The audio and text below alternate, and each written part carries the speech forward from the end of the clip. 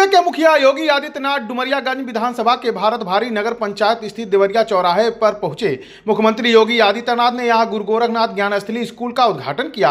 विद्यालय परिसर में मुख्यमंत्री ने विद्यालय परिसर में स्थापित गुरु गोरखनाथ की प्रतिमा का भी अनावरण किया। बाद में विद्यालय परिसर में एक विशाल जनसभा को संबोधित करते हुए मुख्यमंत्री योगी आदित्यनाथ ने जीवन में शिक्षा के महत्व को बताते हुए लोगों से शिक्षित होकर भारत का नाम रोशन करने का आह्वान किया। मुख्यमंत्री योगी आदित्यनाथ ने अपने भाषण में प्रधानमंत्री नरेंद्र मोदी के 10 साल के कार्यकाल की उपलब्धियां गिनाते हुए एक नए भारत के निर्माण की बात कही। उन्होंने कहा कि आज देश हर क्षेत्र में तरक्की कर रहा है। उत्तर प्रदेश में भी शिक्षा व्यवस्था में काफी सुधार किया गया है, जिसका परिणाम भी आपको देखने को मिल रहा है। योगी आदित्यनाथ ने नवनिर्मित इस विद्यालय के संस्थापक पूर्व विधायक हिंदू युवा वाहिनी के प्रदेश प्रभारी राघवेंद्र प्रताप उनके स्कूल के स्टाफ को बधाई देते हुए शिक्षा के क्षेत्र में एक दिया जलाने की इस कार्य की सराहना की। इस मौके पर उत्तर प्रदेश के श्रम और सिद्धार्थनगर जिले के प्रभारी मंत्री अनिल राजभर, कपिलवस्तु विधायक श्यामधनी राही, सोनभद्र विधायक विनय वर्मा सहित भारी संख्या में भाजपा पदाधिकारी कार्यकर्ता मौजूद रहे। उत्तर प्रदेश सरकार में मंत्रिमंडल के मेरे वरिष्ठ सहयोगी प्रभारी मंत्री सिद्धार्थनगर से अनिल राजभर जी, जिनके नाम पर ही सिद्धार्थनगर जनपद पड़ा है, इस पावन धरा को मैं कोटि कोटि नमन करते हुए आप सबका हृदय से अभिनंदन करता हूं।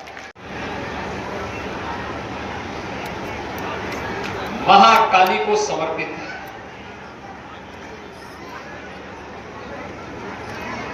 सनातन धर्म की परंपरा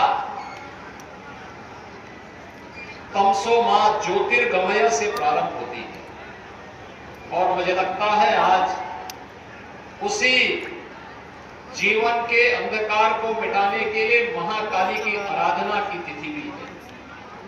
और इस अवसर पर इस भारत भारी में डुमरियागंज विधानसभा क्षेत्र में गुरु गोरखनाथ ज्ञान स्थली का लोकार्पण का कार्यक्रम हो रहा है।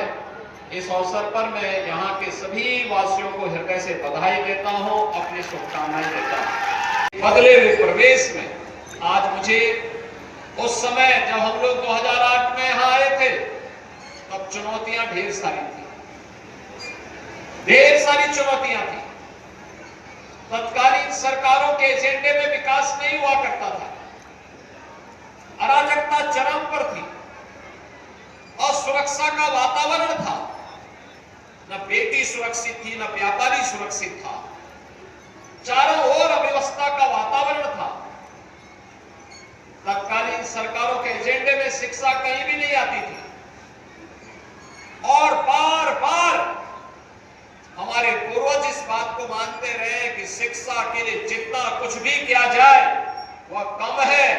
और आज हम इस बात को कह सकते हैं कि शिक्षा में किया जाने वाला कोई भी निवेश और शिक्षा पर किया जाने वाला कोई भी खर्च कभी व्यर्थ नहीं जा सकता है। संकट था, आज ये नया भारत है, एक भारत है और श्रेष्ठ भारत भी है।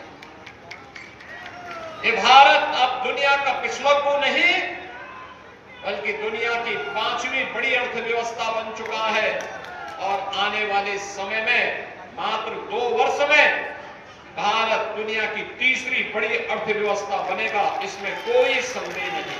देखने को मिला, क्या वह शिक्षा का हो, क्या वह स्वास्थ्य का हो, क्या वह रोजगार का हो, क्या वह निवेश का हो, विरासत और विकास एक नए पहचान के रूप में पूरे देश को आगे बढ़ाने का कार्य कर रहा है। एक नए भारत का दर्शन हो रहा है। वह भारत अब दुनिया का पिछड़ा को नहीं बल्कि दुनिया को अपने पीछे चलने के लिए मजबूर करने वाला भारत है।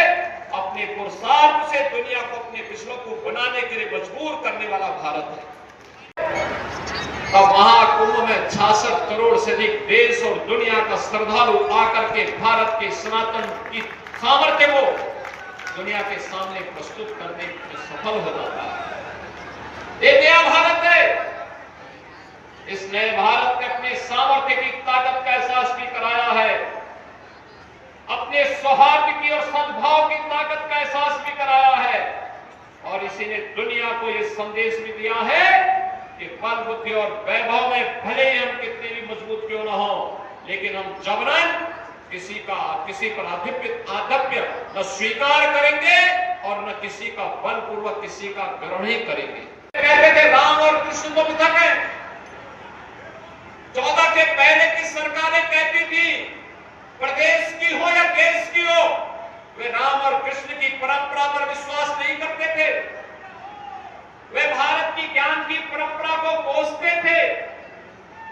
वे भारत को भारत बने रहने के लिए नहीं, बल्कि भारत की परंपरा को हर प्रकार से अपमानित करना ही अपना जन्मसिद्ध अधिकार समझ लिए थे। और यही कारण था भारत की आस्था उनसे लगातार हटती जा रही थी। लगातार भारत के लोगों के मन में एक असंतोष उनके प्रति व्याप्त हो रहा था। लेकिन 14 के बाद बदले हुए प्रवेश में भारत माता के महान सपूत के हाथों में भारत की सत्ता आती है और मोदी जी ने विरासत और विकास का बेहतर समन्वय के माध्यम से जब भारत को आगे बढ़ाना प्रारंभ किया, आज अयोध्या में राम मंदिर का निर्माण भी होता है। काशी में काशी विश्वनाथ का भव्य स्वरूप भी देखने को मिलता है। प्रयागराज में महाकुंभ के दर्शन देश और दुनिया को होते हैं। मथुरा और वृंदावन सज और संवर रही है। हर मठ और मंदिर में एक नई और सबको दिखाई दे रही है, एक नए उज्जवल भविष्य की ओर, आशा भरी निगाहों की ओर विरासत की परंपरा हम सबको पूरे देश के अंदर नजर आ रही है। बहुत बहुत धन्यवाद महाराज जी।